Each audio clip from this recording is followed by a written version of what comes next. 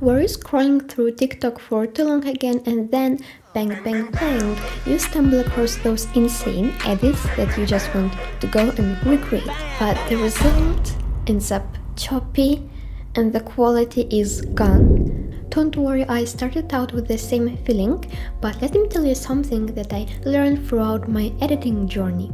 The app doesn't matter, the art behind editing is what matters the most. Hi, I'm Eve, and in this video I'm breaking down the absolute most-known secrets for creating good edits, no matter which app you use. So what actually stops you from creating edits like this on CapCut? Let's take a look. Well, you can do the shakes in CapCut. Yes, it can take a while, but they're completely possible to make. The slides? Absolutely. And of course the velocity as well. Then what actually makes edits on After Effects look smooth and really the best edits when your CapCut edits look, well, choppy? Well, first of all, you need to forget that the app will define how your edit will turn out, because that is not true. It's not about the app, it's about the techniques.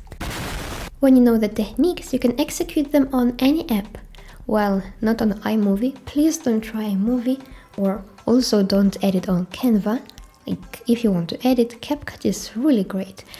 Also, you can just think of your app as your kitchen. A Michelin star kitchen won't make your dish taste good. It's the way you cook that defines the meal's flavor. Don't believe me?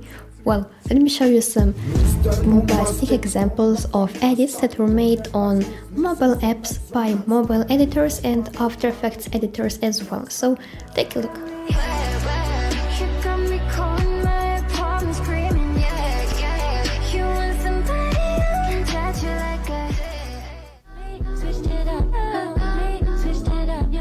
Those edits look super good, and you know why?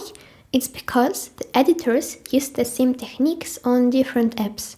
Well, yes, I know some apps may have presets for velocities, effects or costumes, but they all follow the same rules or the technique. So even if you use presets, other effects don't have presets, so you will still be doing something by hand. So by now you probably want to know what are the actual good techniques that editors use. Here's the thing.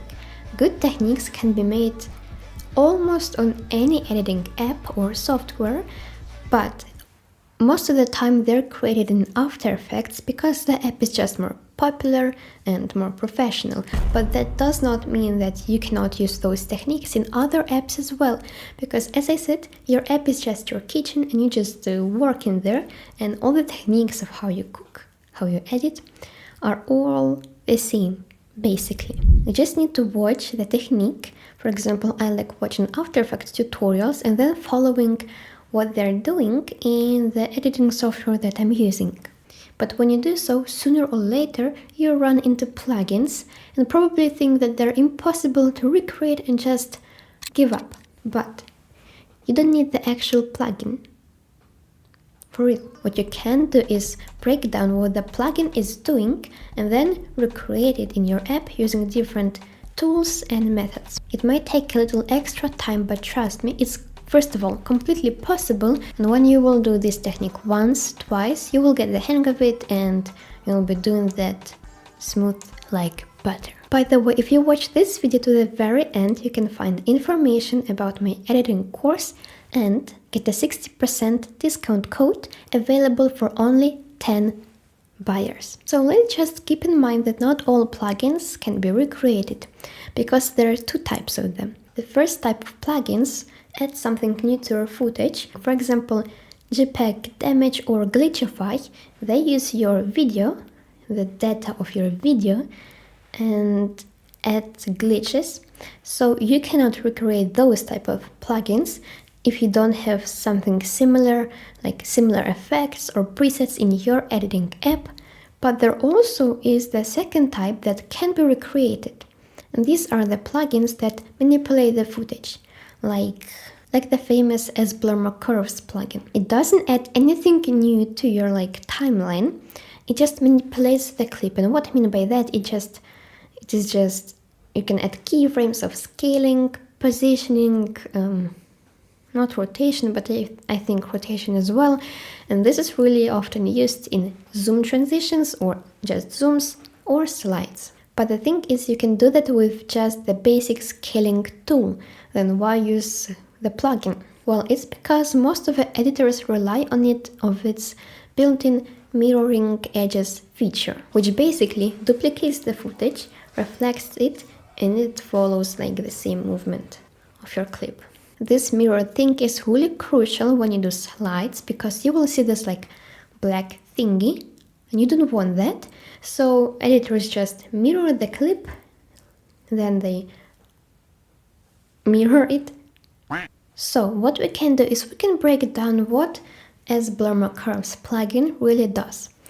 So you make slides by just using the X positioning and just sliding the clip using 2 keyframes.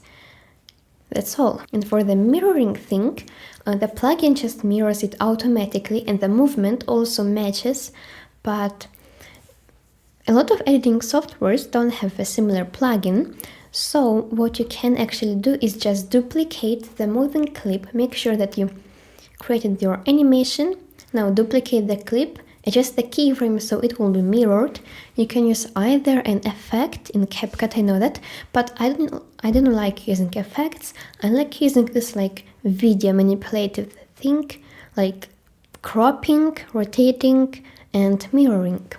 Now I won't get into every like tiny detail, but I wanted to mention one thing that you need for smooth slides or even zooms. You probably edit music videos or I don't know, fan cams, and they're mostly in like this like long ratio, and your edits are in whatever ratio you use, but mostly it's like square or 3x4. It doesn't really matter, but the thing is that your video that you're sliding needs to be in the same ratio as your composition, as your edit aspect ratio. So what you need to do is you can like crop the video to the ratio that you're using, but sometimes you cannot crop your video to the exact ratio because you can use a unique ratio.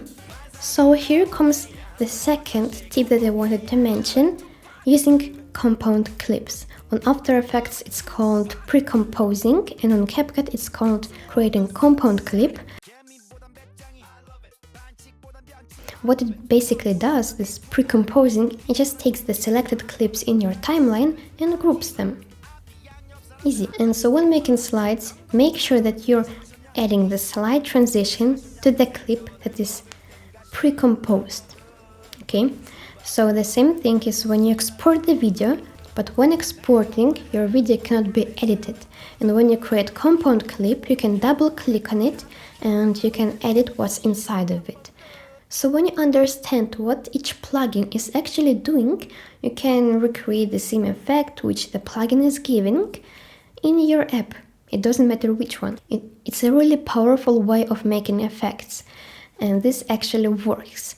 And I know it can be really hard, or you want a step-by-step tutorial, so I have created a special editing course where I'm teaching you how to create velocities, really smooth velocities, text and effects, shakes. Soon I will be adding 3D animation tutorials. And also, if you bought this course, you will get access to a course member-only Discord server where you can ask any editing questions specifically to me, and I will help you make your edits come to life. And to get 60% off, use the promo code MasterCapCut. MasterCapCut, all in caps. I hope you will enjoy the learning, and if you found my tips useful in today's video, then please consider joining me.